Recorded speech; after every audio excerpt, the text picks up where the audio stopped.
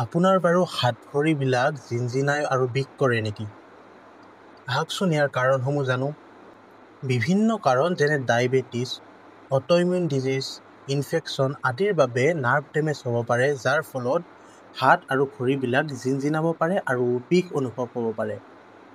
Vitamin deficiency, B ভিটামিনৰ অভাৱ অৰ্থাৎ ভিটামিন B1, B6, B12 ইত্যাদিৰ অভাৱৰ ফলত নাৰ্ভ ফাংচনৰ ব্যাঘাত জন্মিব পাৰে, যাৰ ফলত হাত ভৰিবিলাক জিনজিনাই আৰু বিষ হ'ব পাৰে। গলৰ পিছফালে কোনো নাৰ্ভ যদি চেপা খাই থাকে, তেতিয়াহ'লে ইয়াৰ পেইনটো হাত আৰু ভৰিবিলাকলৈ ৰেডিয়েট হয়, অৰ্থাৎ পঠিয়াই দিয়ে। কেতিয়াবা কিছুমান ঔষধৰ ছাইড ইফেক্ট হিচাপেও এনেধৰণৰ সমস্যা হ'ব পাৰে। কিছুমান মেডিকেল কণ্ডিশ্যন যেনে ফাইব্ৰোমায়ালজিয়া, হাইপ'থাইৰয়ডিজম অৰ্থাৎ থাইৰয়ডৰ সমস্যা ইত্যাদিৰ বাবেও হাত ভৰিবিলাক জিনজিন কৰিব পাৰে। কেতিয়াবা হিমোগ্ল'বিনৰ অভাৱৰ ফলতো এনে সমস্যাৰ সৃষ্টি হ'ব পাৰে।